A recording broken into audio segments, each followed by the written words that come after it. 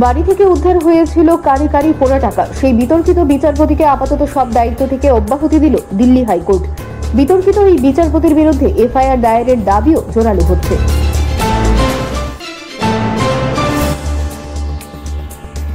মুম্বাইয়ের বহুতলে অগ্নিকাণ্ড, অগ্নিদগ্ধ হয়ে মৃত্যু হয়েছে বহুতলের এক নিরাপত্তা রক্ষীর। আরও এক নিরাপত্তা রক্ষী সহ 3 জন আগুনে ঝলসে গুরুতর আহত হন।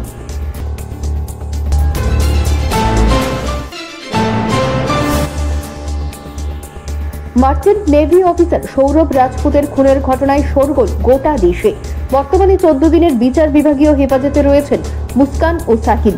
তদন্তে মোড় ঘুরতে পারে পুলিশের একটা চালে। জিডিপিতে মাইল ফলক তৈরি করল ভারত। মাত্র 10 বছরেই দেশের গ্রস ডোমেস্টিক প্রোডাক্ট বা জিডিপি দ্বিগুণ হয়ে গেল। 2015 সালে ভারতের জিডিপি ছিল $2.1 ট্রিলিয়ন। 2025 সালে দেশের জিডিপি $4.3 ট্রিলিয়ন পৌঁছল।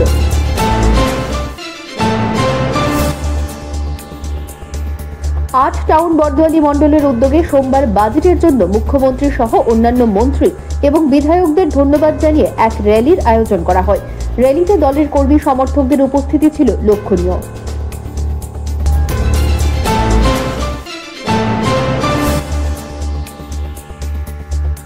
সোমবার সোনামুড়া কবি নজরুল মহাবিদ্যালয়ে অনুষ্ঠিত হয় গানের ভুবনে থাকবো মোরা, নেশা মুক্ত ত্রিপুরা গড়ব মোরা, এক টুকরো শান্তি নিকেতন নামক কর্মসূচি।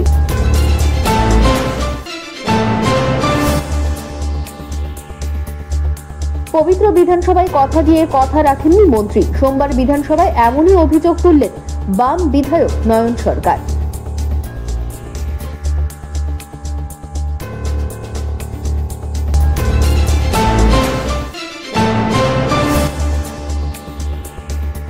ফের নিশি কুটুম্বের দল হানা দিল সোনামুড়ার নিদোয়ার দ্বাদশ শ্রেণী বিদ্যালয়ে।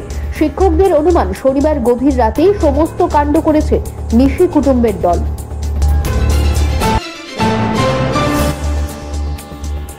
ওমেন্স কলেজের এনএসএস ইউনিটের উদ্যোগে সোমবার এক বিশেষ কর্মসূচি সংগঠিত করা হয়।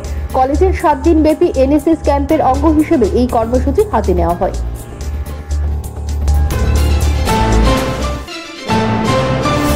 কাশীপুর এলাকায় রাস্তা নতুনভাবে গড়ে তুলছে। স্থায়ী পিচের রাস্তা, দুপাশে পাকা ড্রেনও হচ্ছে। এলাকার সমস্ত জনগণের দীর্ঘদিনের আশা আকাঙ্ক্ষার প্রতিফলন ঘটাতে পেরে খুশি স্থানীয় বিধায়ক রতন চক্রবর্তী।